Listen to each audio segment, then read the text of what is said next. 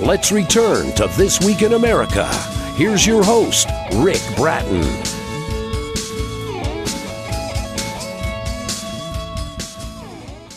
Welcome back, everybody. Coast to Coast, This Week in America.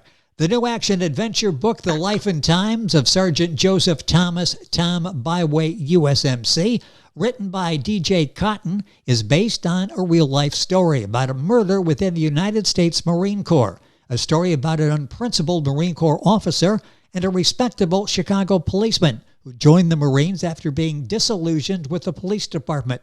The former police officer was assigned under the command of the unscrupulous Marine officer. However, a mutual distaste was brewing between the two military personnel soon after. Their loathing led to the murder of one and a court-martial for the other. The author, D.J. Cotten, has acquired a deep interest in psychology as well as criminal justice. He studied criminal justice at Florida Technical College, graduated in 2015. He's currently in his 70s, still loves to write. Shortly after writing this novel, he wrote another, titled A Double Murder in Eastern Ohio, which is about a brutal murder of a practical nurse and her patient who was crippled by a debilitating stroke some 8 years earlier. D.J. Cotten, author of The Life and Times of Sergeant Thomas Tom BIWAY, USMC, our guest on This Week in America. DJ, welcome to the program, sir. It's great to have you with us. Thank you. I love the concept for this book and the new book that you've just written as well, and hopefully we can talk about that at some point as well. Let's talk about this book, The Life and Times. Where did this inspiration, where did this story idea come from? Well, I saw several movies. One was inspired by Heartbreak Ridge in 1986, and the other is Detective Story in 1951 with Kirk Douglas. Yeah, about policeman, overconscious policeman. Yes. So this really planted the seed then for this book? Yes. How long did it take you to write this, to do the research, the background, to be able to tell the story? Well, it took me more than 2 years to write the story, so... And the book is available wherever books are sold. We'll send you to authorreputationpress.com to get information on the book. This book really is unique, and a lot of the reviews say that this book is different. Talk about what makes this book unique. Well, it's about a conflict between two men. One was a unscrupulous Marine who wanted gratification at any cost, no matter who got hurt. And the other was overconscious Chicago policeman who became disillusioned because he saw the worst criminals get away with literally murder. Yeah, and mayhem. Yeah, yes. That's certainly the case here. We'll talk about the characters in the book here in a second, but what motivates you coming up with ideas, and in particular the idea for this book? What was it about this that struck you that, like, okay, this really is a story I'd like to look into and quite possibly write about? Well, it's about narcissism. Some people have no principles. Well, that's the thing. Yeah, you've studied criminology. How do you find that to getting into the criminal mind? What was that like? Well, I took criminal justice in college and get into the criminal mind, but most criminals are unscrupulous, or they wouldn't be committing crimes. Let's talk about the characters in the book. Well, let's talk about the title, because the title is unique, and then we'll get into the main characters in the book. How did you come up with the title? The title of the book is The Life and Times of Sergeant Joseph Thomas Tom BIWAY, USMC. How did you come up with that title? Oh, I just invented the name, Thomas BIWAY. Yes. Yeah, and that's... Yeah, go ahead. Yeah, I invented the name because the family name is Doppelgunk. They're German immigrants, back in the 1700s, and they changed the name to BIWAY. The English equivalent of the name. So that's how I came up with the name BIWAY. Interesting. Besides the story being unique and compelling, the title is as well. What did you have to go through to write this book? Talk about what all went into writing this story. And when I took his background, I wrote, chapter 3, part 1, and how he was born, his parents' background. His mother was an Irish American, and his father was German descent. And they married, like 1915, and they had about 5 different children. So, and he was the second of 5 children born to the couple. Joseph and Margaret BIWAY. Yes. Yes, and he grew up. Even at a very young age, he grew up and with no scruples. And he went to Catholic school.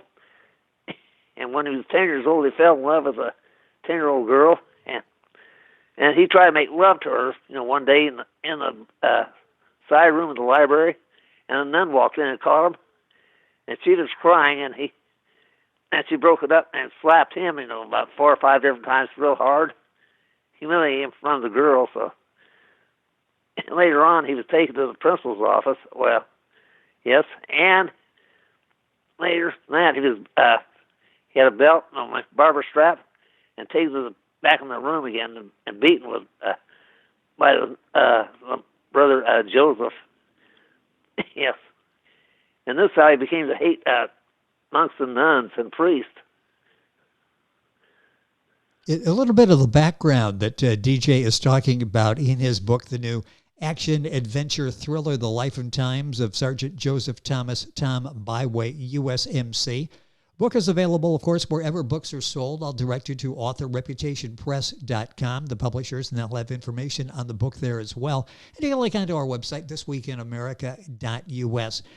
As you were writing this book, talk about the process of writing it. Did you have a strict outline that laid out where you wanted to go as you were writing, or did you sort of take the story where it was going as you were in the process of writing? Oh, no, I had an outline where it was going, so I planned ahead of time, put whatever's in it. Yes. Yes. Well, after that, he became active at a Catholic school. He started writing on the bathroom walls, and finally he was called into the office, and he was questioned about it, and him and this brother superior, they got in an argument, and he was finally expelled from the Catholic school, and he went to a private school. His mother took him to a private. And he was enrolled there, and he fell in with a friend, Buddy Andrushak, and they became very close friends. They began going out committing crimes together, so such as shoplifting and making passes at girls.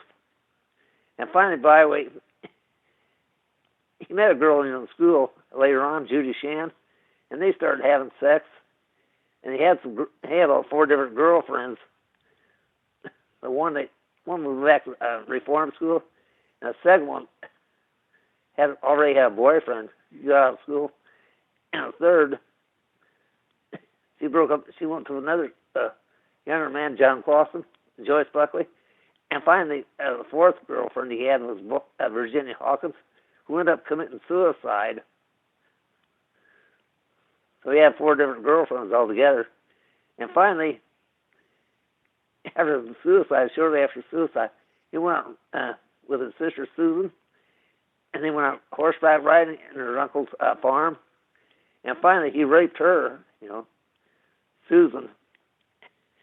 And and when they got home, she told her father about it, the rape. Yes. Yeah, and he called the Utica police. And Tom, the younger brother, Rick, he went in and told him, Susan, my brother Tom hurt me too, and he went to explain how that was done. And Margaret, the mother, she was very angry, but she heard Rick explain how he abused him. So they had the police take him away, and where he's going to be tried for the rape of his sister. And the judge, decided to give him a choice: go to reform school, join the Army, or join the Navy.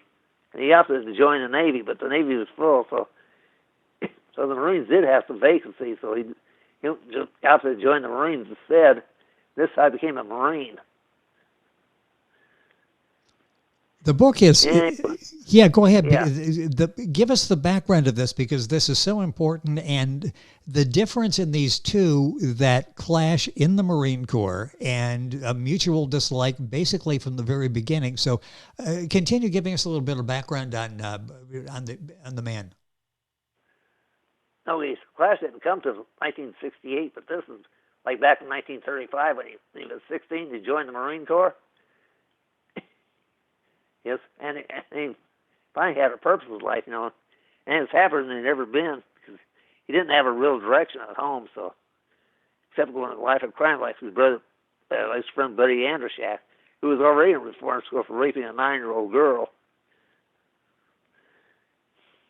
He didn't want to go that way, so he joined the Marine Corps, and he had a purpose in life finally. And by the time he was 22, he made the rank of sergeant in 1941. So during World War II, he became a drill instructor. He wanted to really go into combat in the action, but he was disappointed. But then orders were orders, so he stayed. He did the drill instructor, and this time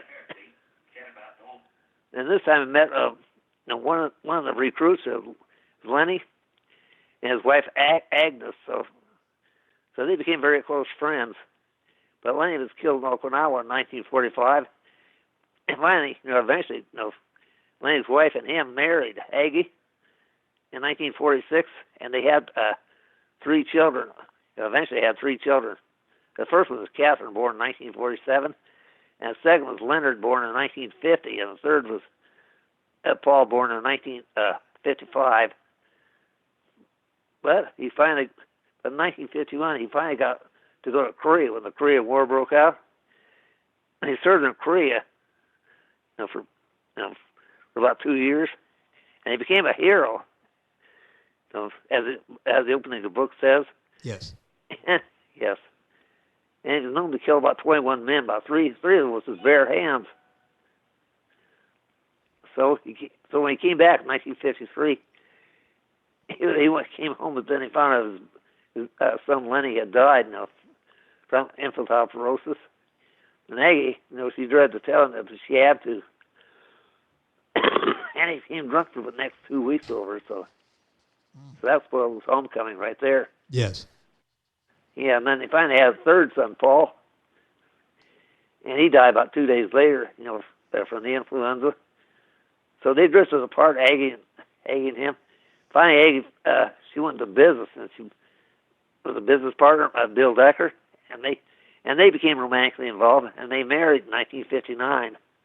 And she divorced BIWAY, but the divorce was friendly. So, in fact, he and Bill Decker became very close friends.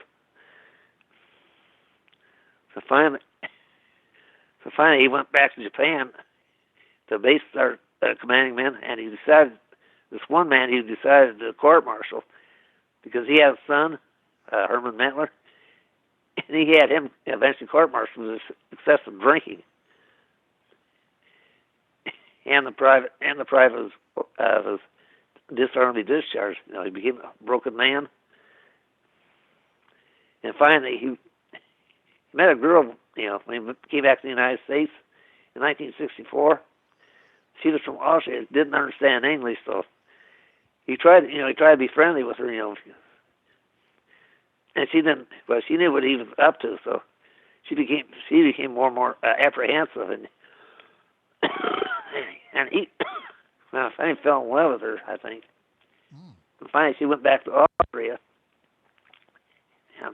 and she wrote a note to his commanding officer that day, James Sims, in German, so he had the letter translated into English so he could understand it. And he was shocked what the letter said. And he became drunk for about 3 days after that. Yes. Well, it's amazing the background on the characters in DJ's book. The book is The Life and Times of Sergeant Joseph Thomas Tom BIWAY, USMC, by DJ Cotten. If you're going to Google that, Cotten is Cotten. Books available wherever books are sold, the usual places. AuthorReputationPress.com is an excellent place to get information on the book. DJ, we've got a couple minutes left in the program. It's fascinating, the background of the main character, Sergeant Tom BIWAY, USMC. Talk a little bit about the main reason you wrote the book. Why did you decide, okay, this is a story that I need to tell? Why was that important to you? It's our conflict between two men. And the other character is a nemesis. Officer, his name's Odell Williams, and he joined the Chicago Police Department when he was 20, after he took 2 years of criminal justice in college. And he started as a regular policeman. Then in 1955, there was a vicious attack on a Hispanic girl. Her face was slashed, because she turned down this one man, Will Strobine, and he got very vindictive. And he took a razor and he attacked her one night and slit her face in about 3 different places. And Sergeant Williams was investigating with his friend Kevin Hurley, and he was really upset about it. They finally caught the man who did it, William Strobine, but when he brought him to court, the prosecutor dropped the case because insufficient evidence, because he hated Hispanics in the first place, and he declined to prosecute the man. So the culprit went free. Well, and this basically what led him to the Marine Corps, right? He fed up with the police department. Yeah, eventually became fed up with the police department, especially this last time. This a Negro kid, Will Floyd, and he became very vicious too. And finally, one night his friend Robert Thorpe decided to rob the Chinese restaurant. And when they did, they took the money already, but they took this. But William Floyd, he took the Chinese and pushed his face into boiling grease and mutilated them. And this really upset. Later on, when Williams was investigating, he knew who did it, and he was really upset. And he was not going to let him get away with it. Will Floyd. And later, they caught him robbing a supermarket. It's a few miles away. And William Floyd and Thomas Swanson, his partner, he went in there, and Swanson arrested the Floyd, his friend Thorpe. Floyd ran out the back door, and Williams went after him. So when they caught up with him, Williams fired his gun about 4 times, ran out of bullets, and Officer Williams broke both his arms and broke his legs, and he had to be taken to the hospital. So later, the police department, found what he did. They gave him an option: either join the Marine Corps or go to prison, be prosecuted for what he did.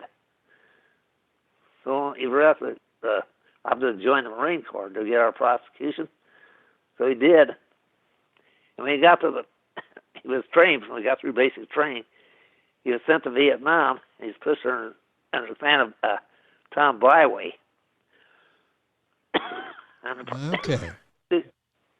Yeah. Yes.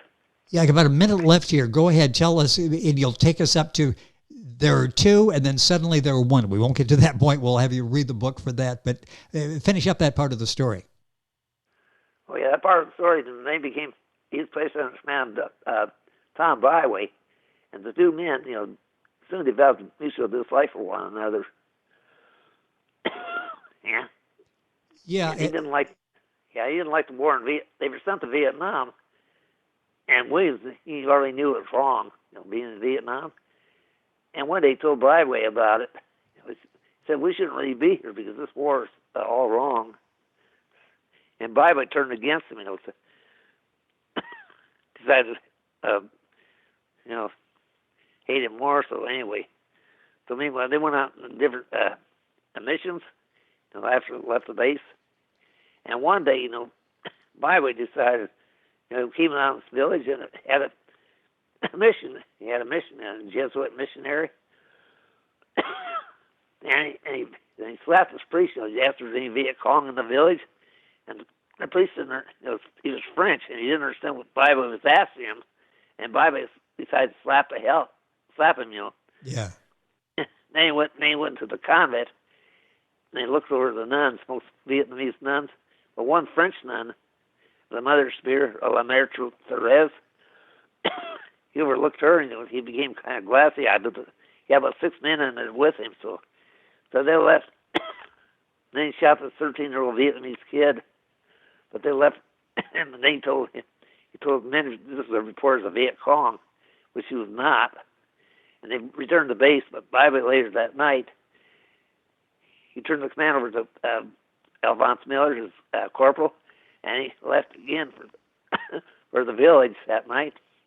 He brought like a fifth of vodka with him, and he started drinking. Then he, when he came to the village, he beat up the priest, Father Joseph, and then he went to the convent. This time he took the Mère Thérèse, took her into the bedroom and stripped her of the habit, naked, and then he began to perform oral sex on her. And then he raped her about 3 different times. Well, this is, unfortunately, we're out of time, but the book continues the story between these two. And as I say, there are two mutual dislike for each other. There ends up being one. So I will leave it to you, the reader, to enjoy the story and figure out what happens at the end. The book is The Life and Times of Sergeant Joseph Thomas Tom BIWAY, USMC. The author is our guest, DJ Cotten. That's Cotten. Book available wherever books are sold. I'll suggest authorreputationpress.com. His new book, A Double Murder in Eastern Ohio, sounds exciting as well. DJ, thank you so much for sharing the story from the new book, The Life and Times of Sergeant Joseph Thomas Tom BIWAY. Thank you for being with us on the program. Oh, thank you, too. I'm sorry we ran out of time. I was going to tell more of the story, but thank you anyway. Well, we could hopefully do that again to continue the story. But the story unfolds in the book, and you'll have a chance to read it and enjoy it by getting a copy of the book, The Life and Times of Sergeant Joseph Thomas Tom BIWAY, USMC. DJ Cotten has been our guest on the program. Information, of course, on our website, thisweekinamerica.us. And we're back on today's program right after these messages. This Week in America is online. You can visit our website, thisweekinamerica.us. Scott Pinkerton, associate producer of This Week in America. Jay Anderson, segment producer. Ben Watson, webmaster. Otto Bechet, director of engineering and TV production. This Week in America produced and is a trademark of Blue Funk Broadcasting, LLC. For information on all of our guests and to listen to this week's show, our website again at thisweekinamerica.us. And I'm Sean Bratton, executive producer of This Week in America.